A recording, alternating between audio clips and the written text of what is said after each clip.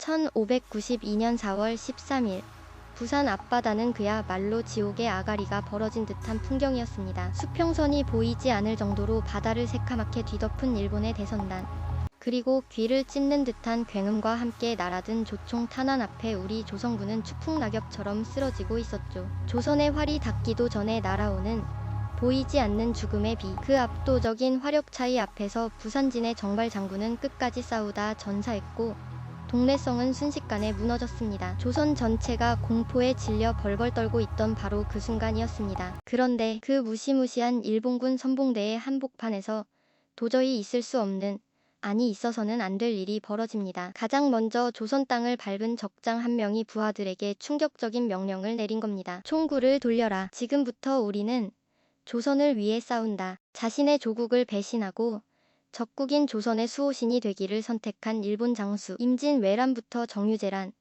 이괄해난, 그리고 병자호란까지 무려 40년이 넘는 세월 동안 조선의 최전선을 지킨 조선인 사야가 김충선의 이야기를 시작합니다. 임진왜란 당시 일본군은 정말 파죽지세였습니다. 특히 가토 기요마사가 이끄는 제2군은 잔혹하기로 악명이 높았죠. 이 제2군의 우선 봉장, 그러니까 가장 앞에서 길을 트는 역할을 맡은 장수가 바로 사야가였습니다. 그는 일본 내에서도 엘리트 무사 계급이었습니다. 그런데 그는 부산에 상륙하자마자 3,000명의 부하를 이끌고 조선에 귀순해버립니다. 여러분, 이게 얼마나 말도 안 되는 상황인지 감이 오십니까? 보통 전쟁에서 투항이라는 건 아군이 전멸 직전이거나 보급이 끊겨 굶어 죽기 직전, 패색이 짙을 때 하는 겁니다. 하지만 이때는 일본이 부산진과 동래성을 단숨에 함락시키며 승승장구하던 시점이었습니다. 일본군의 사기는 하늘을 찔렀고 조선군은 도망치기 바빠죠. 도대체 그는 왜 다 이긴 전쟁을 벌이고 멸망 직전의 조선을 택했을까요? 단순히 마음이 바뀌어서? 아니면 우리가 모르는 거대한 신념이 있었던 걸까요? 오늘 영상에서는 일본의 냉철한 사무라이에서 조선 최고의 조총 전술가가 된 김충선의 미스터리한 전쟁사를 아주 깊이 파헤쳐보겠습니다. 사야가는 귀순 직후 경상수사 박홍에게 편지를 보냅니다. 그 내용은 단순히 항복하겠다는 뜻이 아니었습니다. 비장함 그 자체였죠. 편지 내용을 보면 이렇습니다. 내가 못나서 이곳에 온 것이 아닙니다.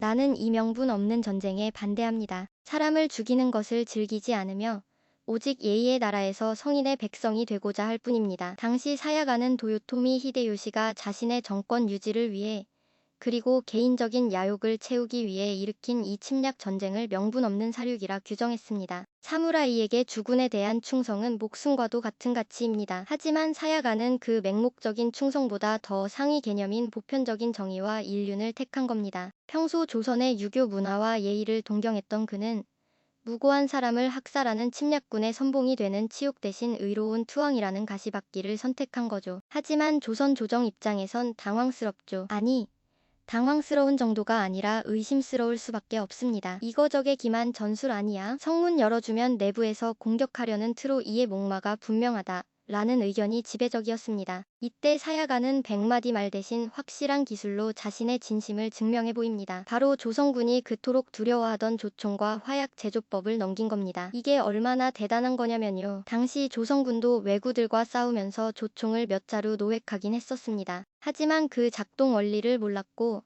무엇보다 화약을 만드는 법을 몰라 그저 쇠몽둥이처럼 취급했습니다. 그런데 사야가는 단순한 사격술뿐만 아니라 조총의 격발 장치를 만드는 법, 총열을 단조하는 기술, 그리고 가장 핵심 기밀인 화약 배합 비율까지 전부 전수했습니다.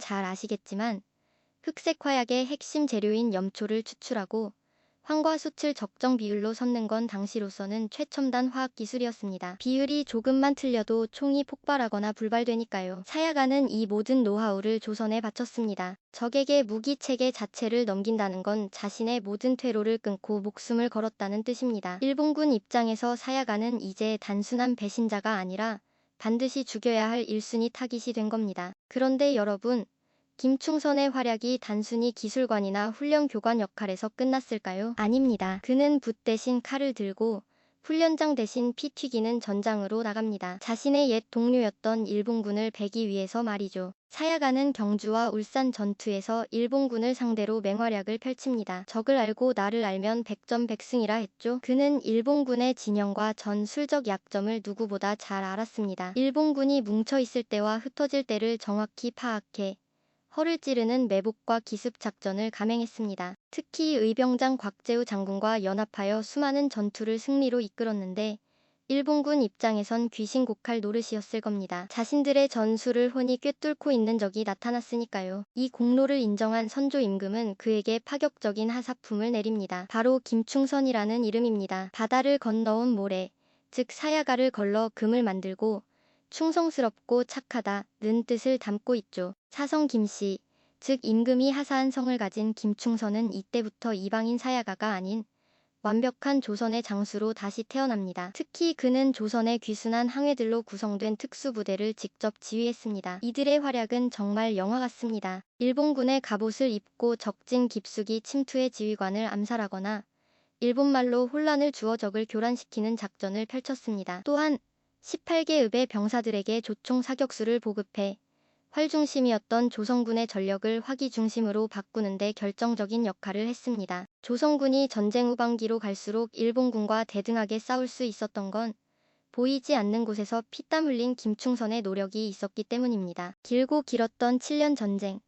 임진왜란이 끝났습니다. 보통 용병이나 귀순 장수는 전쟁이 끝나면 고향으로 돌아가거나 역사 뒤 편으로 사라지기 마련이죠. 일본으로 돌아갈 수도 없으니 조용히 숨어 지내는 게 일반적입니다. 하지만 김충선의 전쟁은 여기서 끝나지 않았습니다. 그의 총구는 이제 남쪽 바다가 아닌 북쪽의 거친 땅을 향합니다. 전쟁 후에도 김충선은 조정의 명을 받아 10년 동안 북방 국경을 지켰습니다. 당시 북쪽에서는 여진족, 훗날 청나라가 되는 세력이 힘을 키우고 있었습니다. 김충선은 춥고 척박한 북방에서 여진족의 침입을 막아내며 조선의 북쪽 방패가 되었습니다. 일본인 출신이 조선의 북쪽 국경을 지킨다.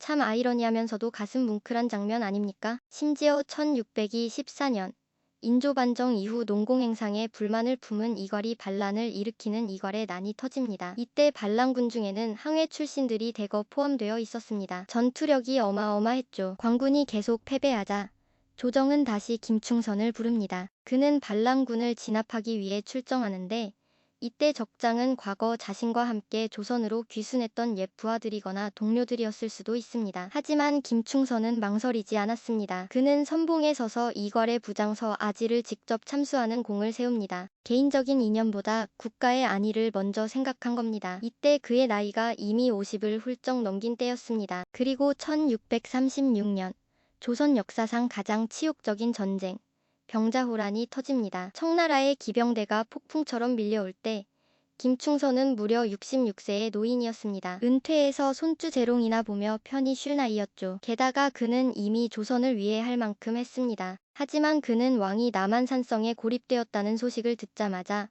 주저없이 벽에 걸린 낡은 갑옷을 다시 꺼내 입습니다. 주변에서 장군, 이제 연세도 있으신데 무리하지 마십시오 라고 만류했지만 그의 고집을 꺾을 순 없었습니다. 기록을 보면 그는 광주 쌍령 전투에 참전하여 청나라 기병 500여 명을 사살하는 전과를 올립니다. 쌍령 전투는 조선군이 청나라 기병에게 처참하게 패배한 전투로 유명한데 그 아수라장 속에서도 김충선의 부대는 물러서지 않고 끝까지 싸웠습니다. 비록 전쟁은 패배로 끝났고 조선은 삼전도의 굴욕을 겪어야 했지만 머리가 하얗게 센 60대 노장군이 보여준 투호는 패배감에 젖은 조선군에게 큰 울림을 주었습니다. 그는 일본인으로 태어났지만 그 누구보다 뜨거운 조선의 심장을 가진 군인이었습니다. 모든 전란이 끝난 후 김충선은 대구 우롱리로 내려가 조용히 여생을 보냈습니다. 우롱리, 사슴과 벗하며 지낸다는 뜻입니다. 평생을 피비린 내나는 전장에서 보낸 노장군에게 가장 어울리는 곳이었죠. 그는 죽기 전 자손들에게 이런 유언을 남겼다고 합니다. 비록 너희의 피는 일본에서 왔으나